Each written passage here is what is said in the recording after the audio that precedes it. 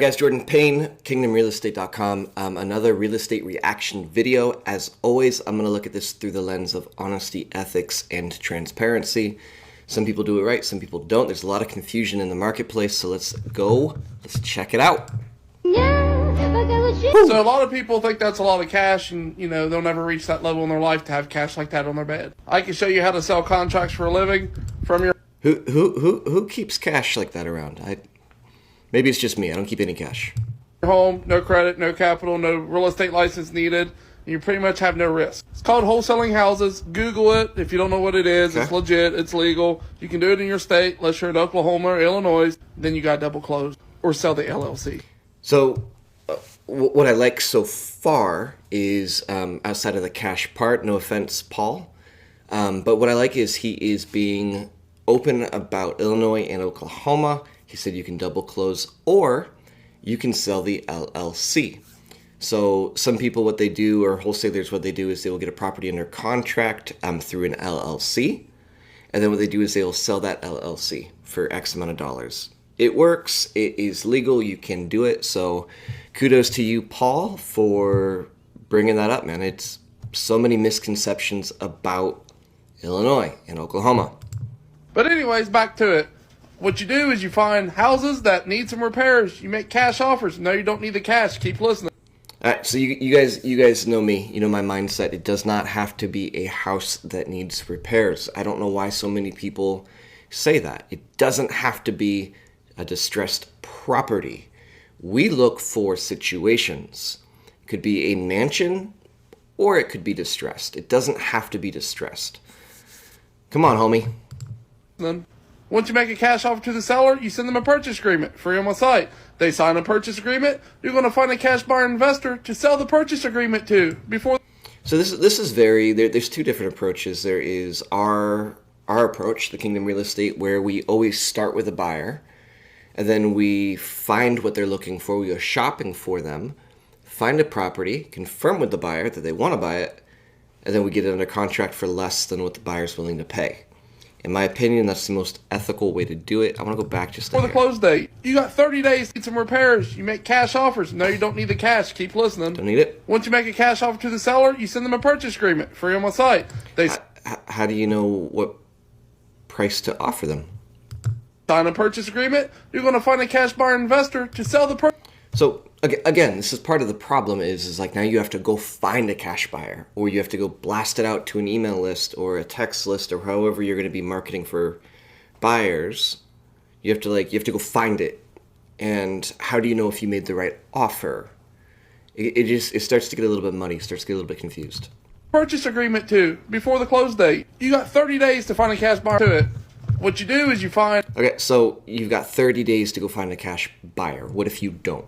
And somebody asked over here, Eric, what happens if you can't sell the contract in time? You're going to have to renegotiate with the seller or terminate contract under inspection period. You see how this approach is really difficult. So you're making an offer. He talked about that, a cash offer. You're going to go find, he said you have 30 days to go find a buyer. What if you can't find a buyer? Renegotiate with the seller. You guys know how difficult that is, that conversation? Hey, I know I offered you X, but now I need to renegotiate. Well, Paul or Jordan, why do you need to renegotiate? Or why do you need to change your offer? Whatever comes out of your mouth better be true. I couldn't find a buyer. I thought you were the buyer. Like, what's going on here? You offered me 100, now it's 90, or now you need another 30 days. Starts to get a little bit difficult, yeah? And houses that need some repairs. You make cash offers. No, you don't need the cash. Keep listening. Once you make a cash offer to the seller, you send them a purchase agreement free on my site. They sign a purchase agreement. You're going to find a cash buyer investor to sell the purchase agreement to before the close date. You got 30 days to find a cash buyer investor. Usually you can make $10,000, $20,000, $30,000 being a middleman when you sign your contract. Yeah, but so 10, 20, 30K, I get it, and I completely agree. You can make a great amount of money wholesaling real estate. But rather having this wide range, because again, you have to find a buyer that's willing to pay more, Rather than doing that, if you had the buyer first, and let's just say they said, yeah, Jordan, I'd buy that for 100K. You could just go offer 70 to the seller in confidence, knowing that you have a buyer. So it doesn't have to be 10, 20, 30. It could just be 30. Like you can know what you're going to make ahead of time. It kind of takes some of the guesswork out of it. To a cash buyer investor. You're a cash buyer and seller, go to closing. That's when you get paid. Yep. You literally don't use any money or credit. Yep. You can do it from your home in any state. Correct. That money is killing me. So yeah, I mean, a lot of good stuff in this video. Kudos for some great information. Again, I'm gonna be super, not strict. I mean, like, Paul doesn't know me, I don't know Paul. But I'm always gonna look at it from the simplest version and the version where I don't have to have any guesswork. I don't wanna guess on what to offer. I don't wanna run a formula, because that formula is ARV times whatever, minus repair, minus your fee. Guesswork.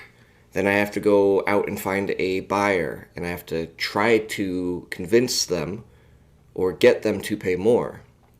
I don't want to do that. I want to know what I'm making, and I want to spend those 30 days going out and getting more deals versus trying to get the property sold. So I can do more deals, I can move faster, I can move with confidence if I have a buyer first. So that's all I got for you guys today. Again, there was some good information in here. A lot of what he's saying about you don't really need your own money or credit is true. You can do it virtually from anywhere. True. Illinois and Oklahoma. True. So some really good information in here.